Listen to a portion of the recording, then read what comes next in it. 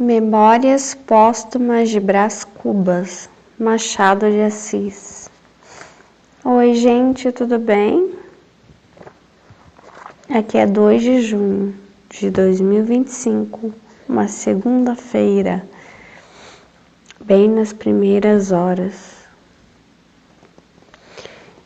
Eu vou ler com vocês a continuação, capítulo 6. Aqui ele traz uma frase, eu acho que é em latim, que eu não vou conseguir pronunciar corretamente, mas vou tentar.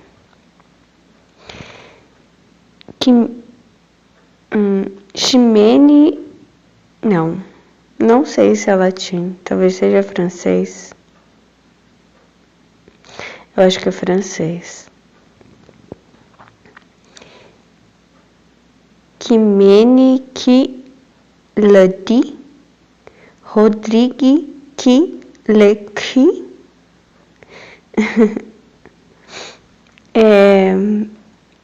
Ximena, quem o diria? Rodrigo, quem o acreditaria? Alusão aos personagens da tragédia de Corneille, ou Cornélio, baseada na epopeia de Cide, o Campeador, cognome de Dom Rodrigo Dias de Vivar, herói da Reconquista Espanhola.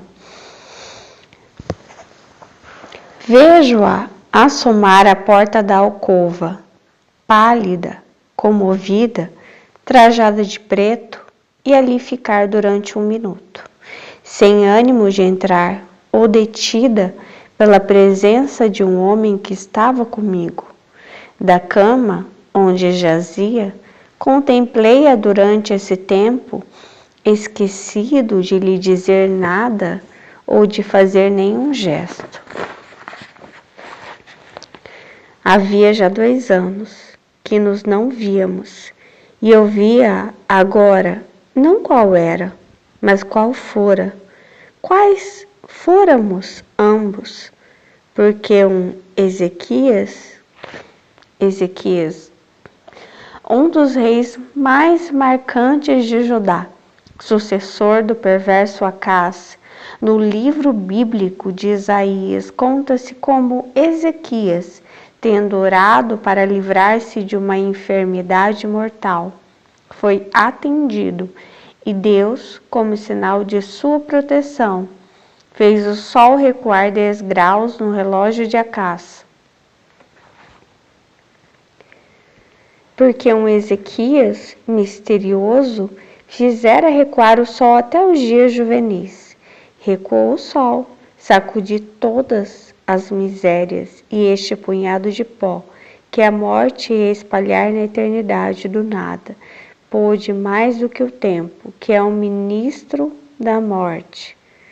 Nenhuma água de juventa,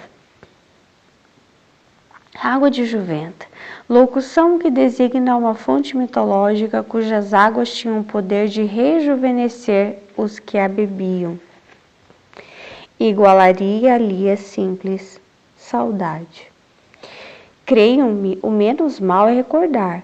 Ninguém se fie da felicidade presente. Anela uma gota da baba de Caim. Corrido o tempo e cessado o espasmo, então sim. Então talvez se pode gozar deveras, porque entre uma e outra dessas 2 ilusões, melhor é a que se gosta, sem doer. Não durou muito a evocação, a realidade dominou logo, o presente expeliu o passado. Talvez eu exponha ao leitor em algum canto deste livro a minha teoria das edições humanas.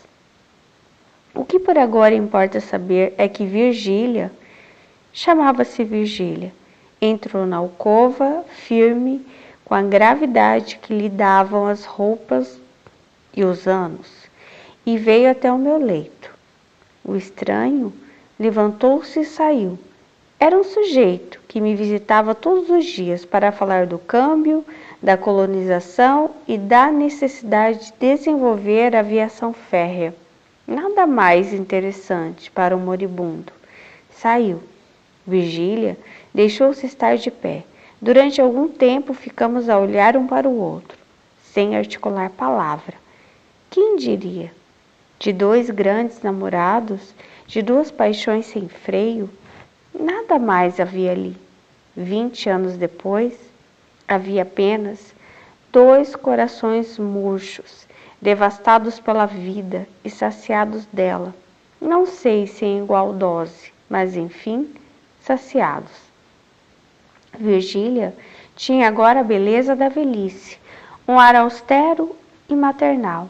Estava menos magra do que quando a vi pela última vez, numa festa de São João, na Tijuca, e porque era das que resistem muito, só agora começavam os cabelos escuros a intercalar-se de alguns fios de prata. Anda visitando os defuntos? Disse-lhe eu. Ora, defuntos, respondeu Virgília com um muxoxo. E depois de me apertar as mãos, ando a ver se põe os vadios para a rua. Não tinha a carícia lacrimosa de outro tempo, mas a voz era amiga e doce. Sentou-se. Eu estava só em casa, com um simples enfermeiro. Podíamos falar um ao outro, sem perigo. Virgília deu-me longas notícias de fora, narrando-as com graça, com um certo travo de má língua, que era o sal da palestra. Eu, prestes a deixar o mundo, sentia um prazer satânico em mofar dele, em persuadir-me que não deixava nada. Que ideias essas? Interrompeu-me Virgília um tanto zangada. Olhe que não volto mais. Morrer, todos nós havemos de morrer. Basta estarmos vivos. E vendo o relógio, Jesus, são 3 horas, vamos embora. Já? Já, virei amanhã ou depois. Não sei se faz bem, retorqui. O doente é um solteirão e a casa não tem senhoras. Sua mana? Há de vir cá passar uns dias, mas não pode ser antes de sábado. Virgília refletiu um instante, levantou os ombros e disse, com gravidade, estou velha, ninguém mais repara em mim, mas, para cortar dúvidas, virei com Nhonhô. Nhonhô era um bacharel, único filho de seu casamento, que na idade de 5 anos fora cúmplice inconsciente de nossos amores. Vieram juntos 2 dias depois e confesso que, ao vê-los ali na minha alcova, fui tomado de um acanhamento que nem me permitiu corresponder logo às palavras afáveis do rapaz. Virgília adivinhou-me e disse ao filho, Nhonhô, não repares nesse grande manhoso que aí está. Não quer falar para fazer crer que está à morte. Sorriu o filho. Eu creio que também sorri, e tudo acabou em pura galhofa. Virgília estava serena e risonha, tinha o aspecto das vidas imaculadas, nem um olhar suspeito, nem um gesto que pudesse denunciar nada, uma igualdade de palavra e de espírito, uma dominação sobre si mesma que pareciam e talvez fossem raras, como tocássemos casualmente nos amores ilegítimos, meio secretos, meio divulgados, via falar com desdém e um pouco de indignação da mulher de que se tratava. Aliás, sua amiga. O filho sentia-se satisfeito, ouvindo aquela palavra digna e forte, e eu perguntava a mim mesmo, o que diriam de nós, os gaviões, se Buffon? Georges-Louis Leclerc, Conde de Buffon, naturalista francês, precursor da teoria da evolução e das pesquisas paleontológicas, foi também um notável escritor, pela clareza com que expunha suas ideias e a regularidade de estilo. E eu perguntava a mim mesmo o que diriam de nós, os gaviões, se Buffon tivesse nascido gavião. Era o meu delírio que começava.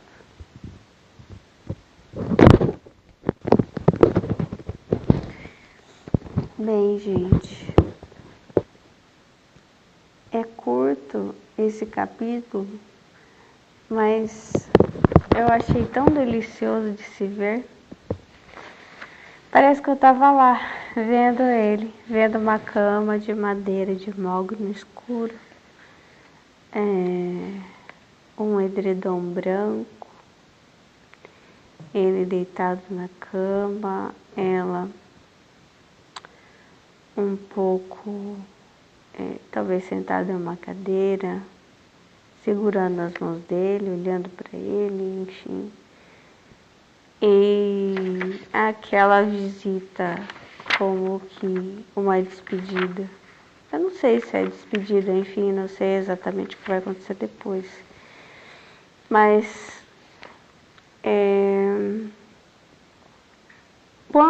antes de ela chegar, ele está com um homem, né? Que vem visitá-lo todos os dias, todo santo dia, para falar de tudo que é importante, de tudo que é importante.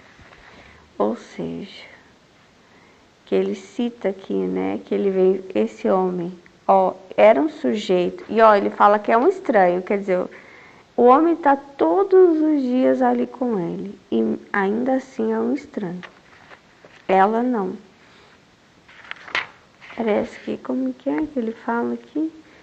Tem 2 anos que eles não se veem, e ela não é uma estranha, mas o homem que vem vê-lo todos os dias é um estranho. E a questão é a seguinte, esse homem vem falar com ele sobre... Era um sujeito que me visitava todos os dias para falar do câmbio, da colonização e da necessidade de desenvolver a aviação férrea. Olha o que ele fala, nada mais interessante para o moribundo. Quer dizer, não aguentava mais. Essa visita diária, todos os dias, que ele vinha todos os dias falar da mesma coisa. E eu morrendo, e esse era o assunto diário. E aí, de repente, chega alguém que salva ele dessa visita chata, né? Que é alguém que ele amou há 20 anos atrás. E que ele não via há 2 anos.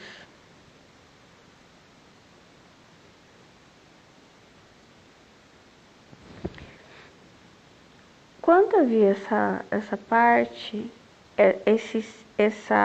esse contraste entre uma coisa e outra, quer dizer, entre alguém que vem todos os dias falar a mesma coisa de coisas seríssimas, sabe? De números, daquilo que parece que é importante, enquanto que vem outra pessoa que vem falar, nem vem falar, não vem falar nada, porque ele fala que eles ficam, quer ver? Que eles ficam um tempão e não conseguem falar nada um para o outro. Deixa eu ver se eu acho a parte em que ele fala isso.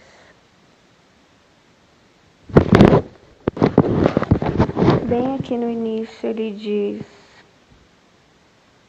vejo-a assomar à porta da alcova.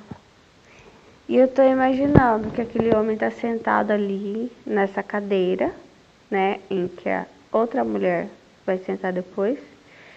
E aí ele está falando em disparado, né, enquanto ele nem consegue prestar atenção nesse homem mais. Ele só fica olhando para a mulher. De longe, ela já está à porta, Vejo-a assomar à porta da alcova, pálida, comovida. Ela está comovida. Ele também está comovido, porque eles estão 2 anos sem se verem. E parece que ela é o grande amor da vida dele. Tem 20 anos, isso pelo menos. Ela está pálida, ela está comovida, ela já vem trajada de preto. Como se ela quisesse demonstrar que ela já estava de luto, ela já estava pressentindo, ela estava triste, né?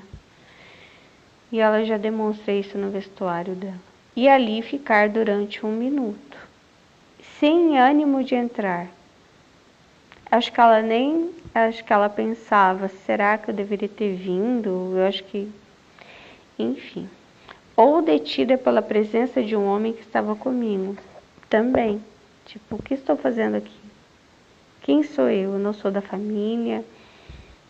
Já faz muito tempo que a gente não se vê, que a gente não se fala. E eles tinham alguma coisa aqui indefinida.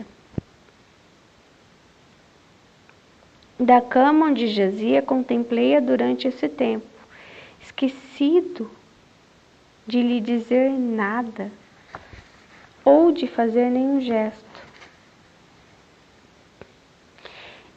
Ali da cama, ele estava com certeza perturbado, porque a doença o perturbava, ele estava abatido, né?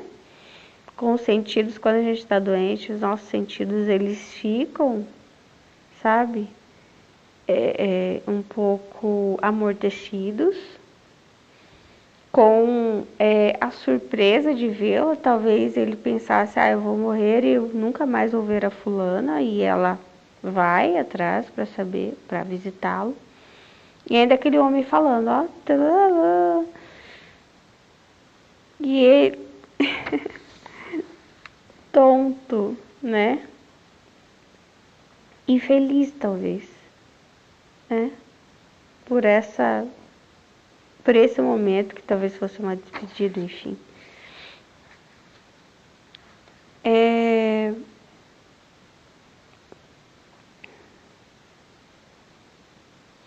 Aí eu tive uma visão com esse contraste entre alguém que fala, fala, fala, fala, e a outra que está calada. Enquanto que ele presta mais atenção naquela que está calada do que naquele que fala sem parar. E fala sem parar, não sem razão.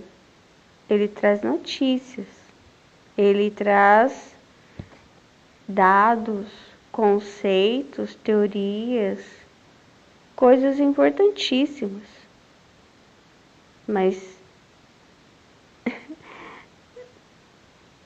não são importantes. Ou pelo menos parece que a vida dele, quando está a um ponto de se extinguir, e não é por falta de consciência, não é por falta de capacidade de raciocínio. O mais estranho e engraçado é que conforme a gente vai se aproximando da morte, vai despertando uma outra consciência. E essa sim parece que é muito mais lógica, muito mais consciente do que toda a nossa capacidade cognitiva de toda a nossa vida. E às vezes a gente pensa, puxa vida, se eu tivesse tido essa consciência, e se as pessoas tivessem ao ponto, quando parece que você está para ser extinto, você tem uma consciência de si mesmo e sobre o que é importante de verdade para você, sem mentira, sem pudor, que você deveria ter tido antes.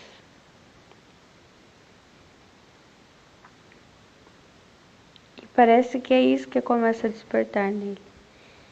Essa consciência do fim que a gente tem quando está morrendo e quando já está do outro lado.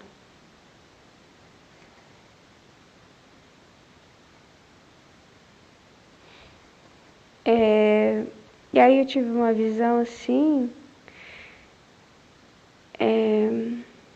de que todas as bocas ficassem mudas e elas ficassem só mexendo. Só mexendo. Nem blá blá blá blá blá, nem nada. A boca só mexendo, mexendo, mexendo. E diante disso, Você só tem o sentimento. E não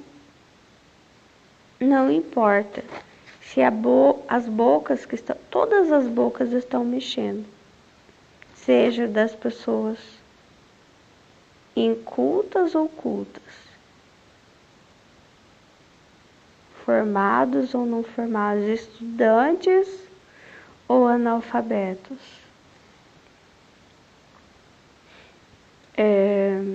bacharéis, mestres, doutores, pós-doutores, ou mestrando, doutorando, bacharelando, todos que estão em processo ou nunca estiveram, estão por fora mesmo, nunca estudaram, nunca vão querer estudar.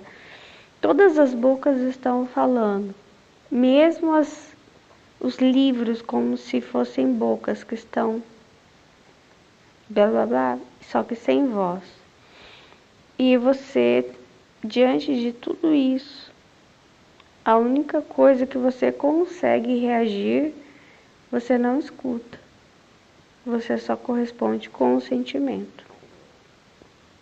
Você sente algo. Como bateu, levou. Como aquela bola do squash, né? Um paredão que você acho que lança a bola e você, talvez como um paredão, você corresponde com o sentimento.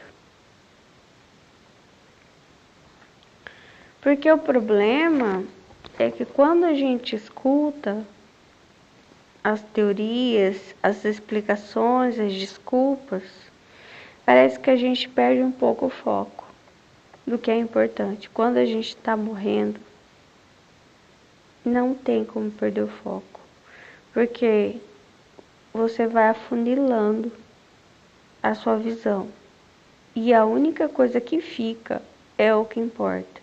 Então, não dá tempo para mentir, não dá tempo para dar uma desculpa, não dá tempo para fingir, não dá tempo mais para o lado social, não dá.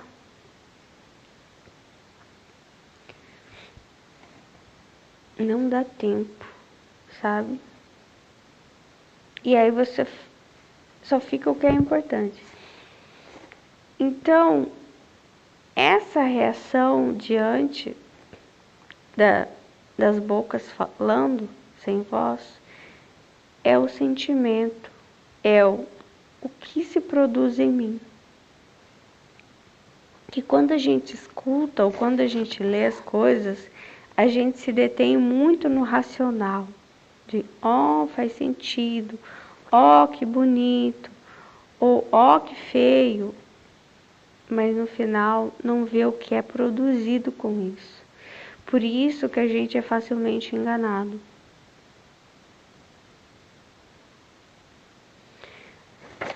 Porque o ser humano, ele começa a produzir um monte de coisas e que no final, primeiro, ou não produz nada em você, nas pessoas,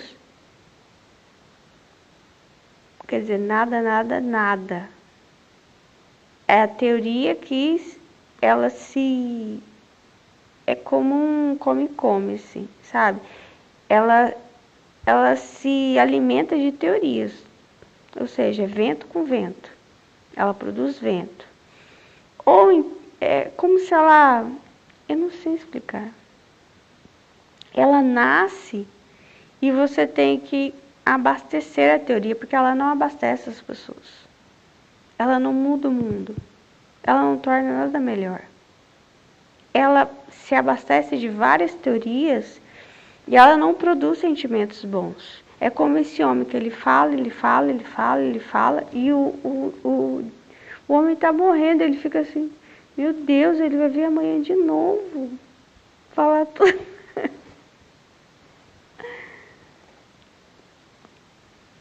E aí vai vir outra pessoa para inventar outra teoria ou outro sistema político, outra ideia, como ele mesmo inventou um remédio anti-hipocondríaco, quer dizer, um remédio contra remédios. Então vai ver outras pessoas inventando outras coisas completamente inúteis, serviços inúteis, e as pessoas vão ficar assim, gente, nós estamos morrendo.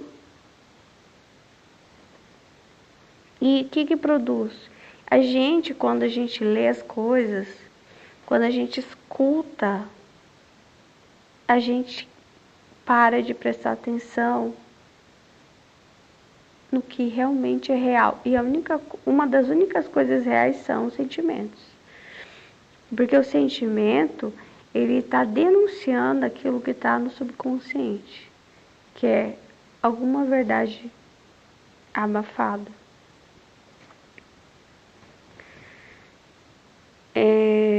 Isso me faz pensar muito sobre isso. Eu tenho pensado muito sobre, sabe, sobre tudo isso. De que o ser humano fica nessa guerra cognitiva e no final não se produz nada de nada.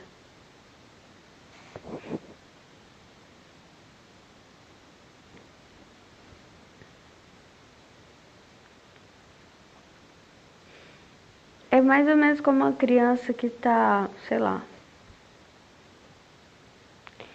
tá com fome, tá chorando, com muita fome, horas de fome, e a mãe vem e diz que inventou uma nova teoria. E aí, discurso, sei lá, faz toda uma explicação, a criança, ela não escuta. Né? Ela só sabe que o estômago está vazio.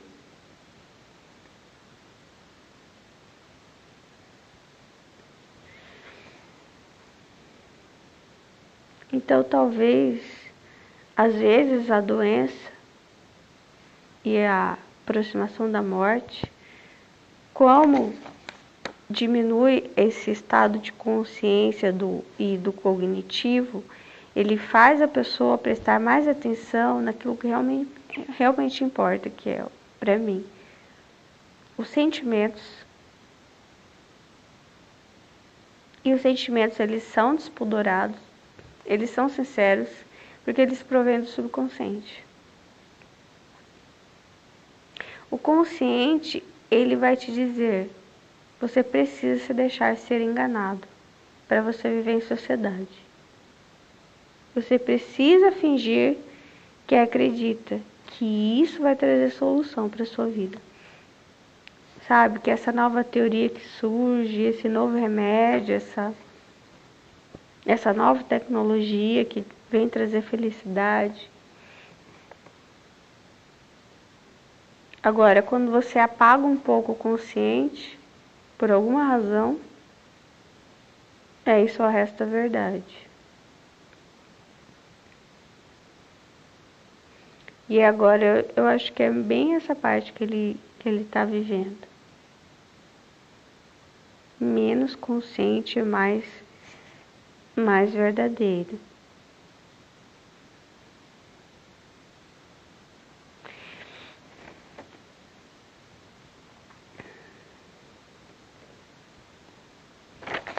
E aí, a primeira visão que ele tem dela, quando ela chega, por mais que ela esteja já envelhecida, ele não a vê assim, ele a vê como quando ele a conheceu. Jovem, bonita, quando ele se apaixonou por ela. Depois ele fala que a primeira visão se vai, e aí fica como que ele fala? Não durou muito a evocação. A realidade dominou logo. O presente expeliu o passado. Passou já, né?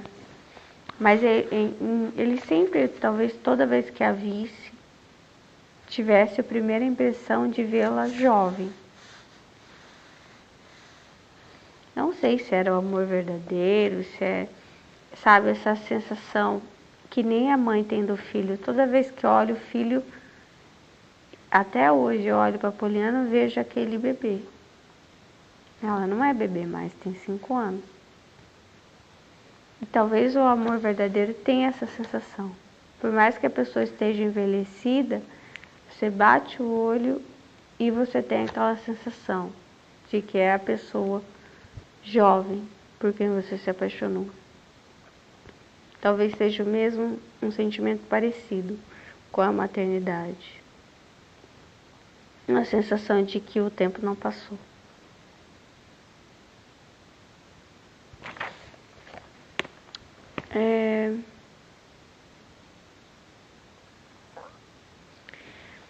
E ela não aceita, né, que ele está morrendo. E ela veio de preto, mas ela sabe, né? Mas ela não aceita, ela até briga com ele por causa disso. E aí ela fala, puxa, já são 3 horas, tem que ir embora. E ele já... E o que ele não fala para aquele senhor, né, que vem todos os dias. Eu acho que ele não via a hora do homem ir embora. E daí ela fala, virei amanhã ou depois. Eu acho que até ela queria vir, mas antes, né, talvez ela soubesse antes. Talvez ela ficou aflita na casa dela e... Enfim, como ela não foi chamada a ir, e ela provavelmente se atreveu a ir, mas ela pensa talvez, né, assim, não sei, acho que ela deve ser viúva. Por isso que ela anda de preto. Desculpa, não é por causa dele. Eu acho que ela é viúva. E acho que naquela época, não sei se é de Machado de Assis, deve ser de 1800 e pouco. Deixa eu ver, não lembro direito. É da época do Brasil Colônia ainda.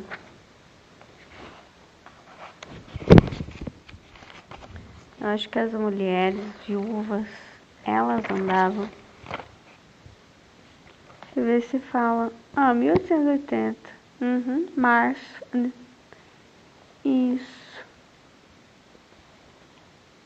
Parece que...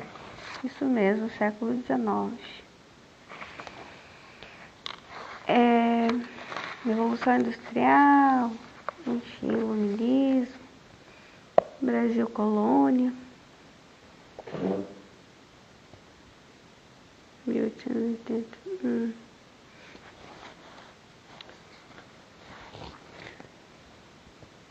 Querendo mudar de sistema, né?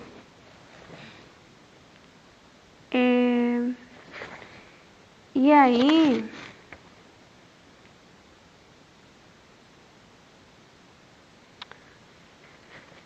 E ela veio de preto, ela provavelmente era viúva, né? Ela fala do primeiro casamento dela. Ela teve um filho, né? Um nhonhô, que foi um cúmplice inconsciente dos nossos amores. Ou seja, o menino era cúmplice, mas ele não sabia que era cúmplice.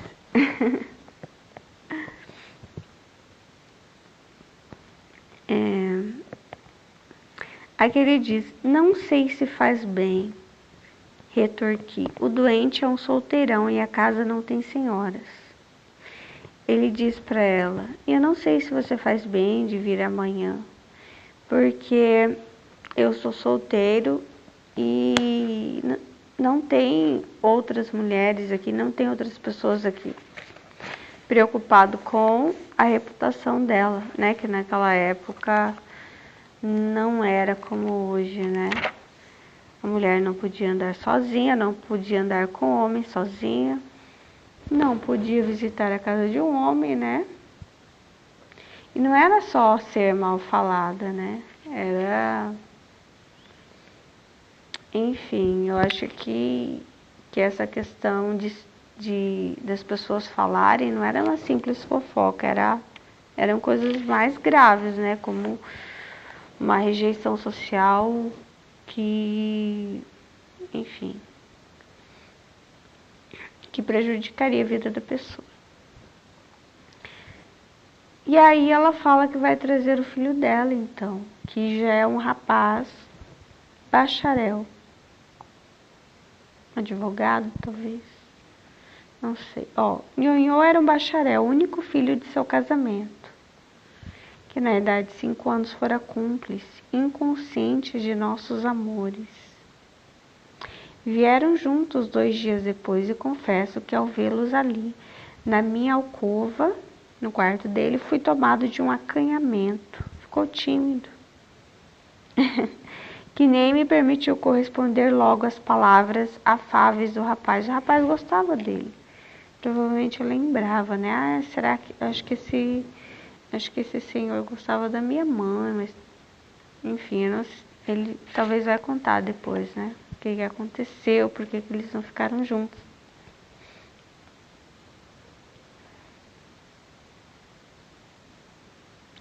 Virgília estava serena e risonha. Tinha um aspecto das vidas imaculadas. Eu acho que essa maneira que ele vê ela, eu acho que é a maneira do estado de amor, talvez é algo dele, né? Ele vê sempre ela como um ser imaculado. Engraçado que esse livro aqui não é um romance, mas provavelmente o estado de amor em que ele permanece ainda. Ele a vê como quase como uma santa, um ser puro, sabe? Sim. É muito do o olhar só dele, que outras pessoas provavelmente não têm sobre ela, a não ser o filho dela, né? Virgília estava serena e risonha, nenhum olhar suspeito, nenhum gesto que pudesse denunciar nada. Uma igualdade de palavra e de espírito, uma dominação sobre si mesma, que pareciam talvez fossem raras. Como tocássemos casualmente nos amores ilegítimos, meio secretos, meio divulgados, via falar com desdém e um pouco de indignação da mulher de que se tratava, aliás, sua amiga. Eu não sei, ela estava contando alguma fofoca aqui para ele. E aqui ele diz, num olhar suspeito, talvez um olhasse para o outro, nem um gesto que pudesse denunciar nada. Ó, uma dominação. Quer dizer, eles tinham um sentimento forte aí um pelo outro, mas eles se continham, mesmo ele perto da morte e ela sabendo também que ele estava gravemente doente, ela se dominava e ele também se dominava. E aí ela vinha com também um assunto nada a ver, com a história de uma amiga dela, uma fofoca, né?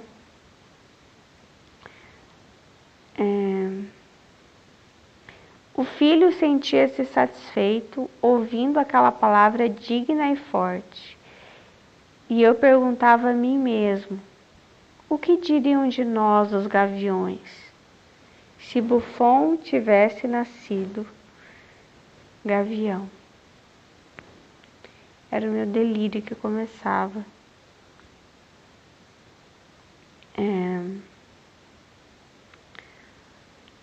Engraçado, né? Me parece bastante uma covardia, né? Ele não fala o que sente por ela e nem ela também.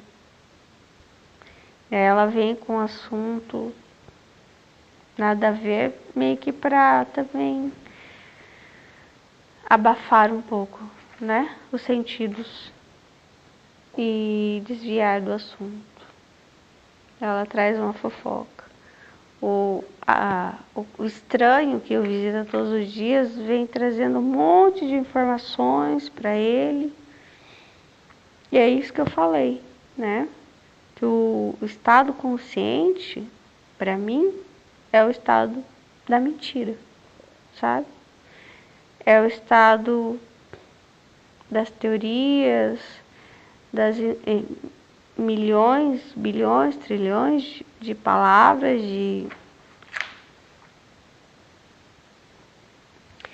E assim, as pessoas que não têm, por exemplo, se eu ia falar as pessoas que não têm estudo, mas também essa ideia é um consenso sórdido, porque ninguém tem estudo suficiente. Sempre existe, ninguém sabe tudo de tudo, né? Quando a gente faz ali até o ensino médio para se preparar para um vestibular, para fazer uma faculdade, escolher um âmbito para você se profissionalizar, parece que você aprende de tudo. de tudo, desde cuidar da terra, né? Se você fosse um biólogo, até se você fosse virar um astronauta. A gente aprende de um tudo que você, quando tá ali perto para fazer o vestibular, parece até que você vai ficar louco. De tanta matéria, ainda mais se faz cursinho, de tanto assunto, de tantos conceitos, tantas teorias, da matemática, humanas, história, geografia, e você vai para tudo que é lugar, tudo na mente, né? Consciente. E muitas vezes os alunos ficam, os professores reclamam, né? Por que a gente está estudando tudo isso? Para que a gente vai usar? Então, depois que a gente é adulto e a gente já escolheu uma área, parece que nunca mais você mexe naquilo, né? A não ser de vez em quando que você lê uma matéria numa revista, num blog, mas você lembra vagamente, né? De uma matéria ou outra de ciência, de biologia, de geografia, até de história.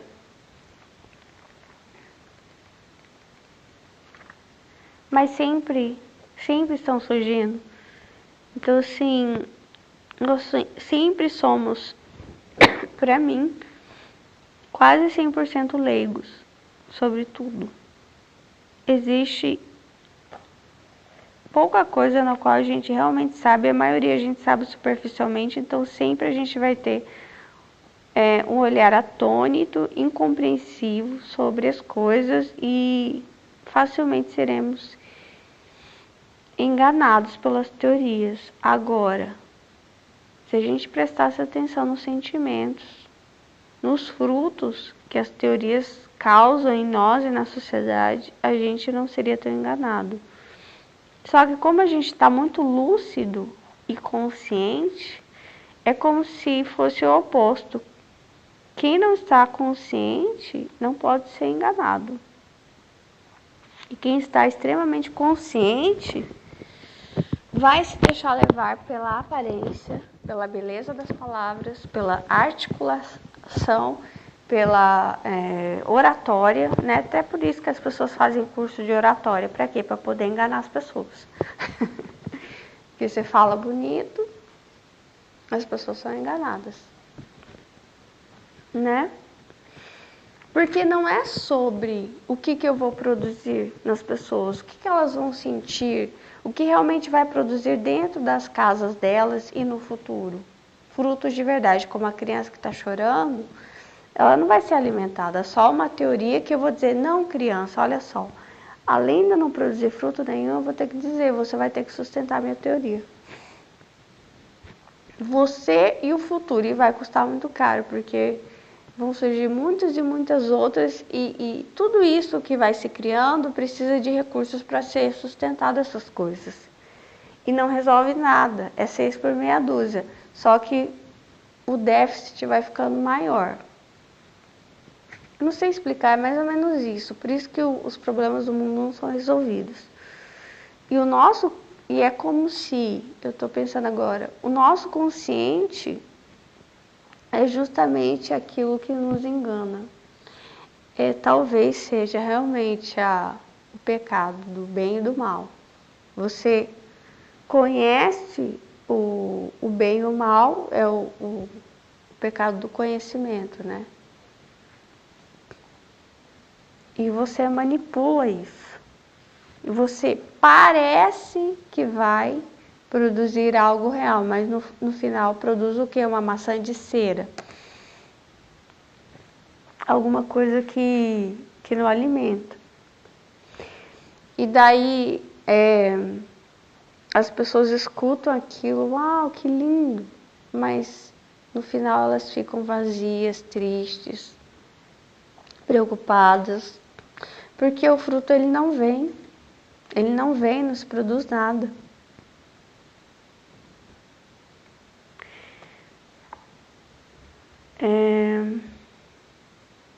Ai, que triste essa parte, né? Eles nem falam a verdade, eles não se conversam. Sabe, tem uma parte ali que está me lembrando de José. Quando os irmãos dele chegam, ele tem muitos anos que não vê os irmãos. E ele reconhece eles. Em um primeiro momento, ele faz que nem esse homem quase defunto. Ele finge, sabe? Ele faz o lado consciente, o lado racional, o lado social. Ele finge que não conhece os irmãos e fica naquele teatro com eles. Assim como ele está no teatro com essa senhora, tipo, ah, quem é você? Tá, você só veio fazer uma fofoca da sua amiga, Mas na cabeça dele fica assim, que nem José, vocês vieram para comprar farinha de mim, trigo, porque vocês estão passando fome. Mas José fica pensando, vocês são aqueles meus irmãos, sei, que tentaram me matar, que me venderam. E ele fica assim para essa senhora, você ficou sabendo que eu fiquei doente? Daí ele fica pensando assim, você é o grande amor da minha vida, nós tentamos ficar juntos, não conseguimos, por causa disso, isso, aquilo. E a cabeça dele fica falando a verdade e a boca fica falando a mentira. E assim a mesma coisa com ela. Só que os irmãos de José realmente não reconhecem ele, né? Mas em algum momento, José não aguenta. Ele entra para dentro e ele chora. Que ele chora alto. Que para mim é o subconsciente que não aguenta. Em algum momento subconsciente que pode ser. Em algum momento de descoberta, em momentos de doença, de crises próximos à morte, e é o melhor momento que ele rasga as coisas, sabe? Ou como Jesus quando morre, rasga o véu, você se aproxima de Deus, você se aproxima desse subconsciente que diz, eu estava aqui o tempo inteiro, queria ver até quando você ia com essa mentira. E você está criando doença para você mesmo. E aí, quando José chora, ele se alivia de todos aqueles anos que ele tinha guardado dentro dele, tudo aquilo.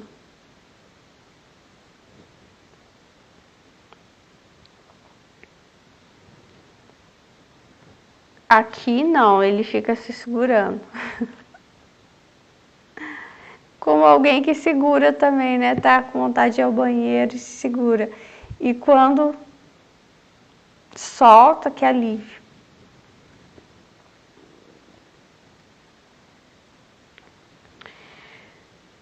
E aí o consciente, para mim, ele se alimenta de mentiras, de muitas teorias, de muitas desculpas.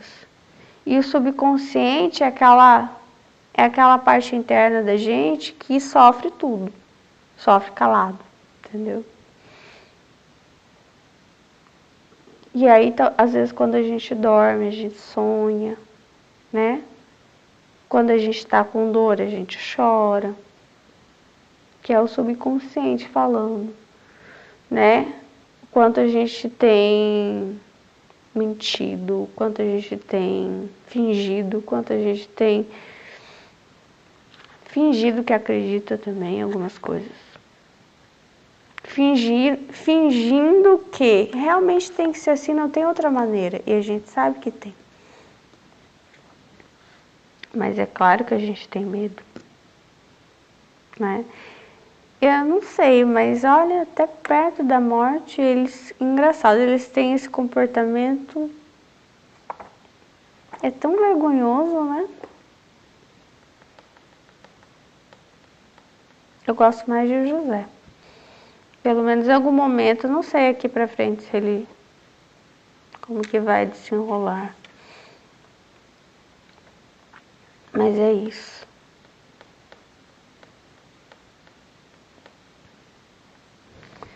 Tchau, Deus abençoe vocês.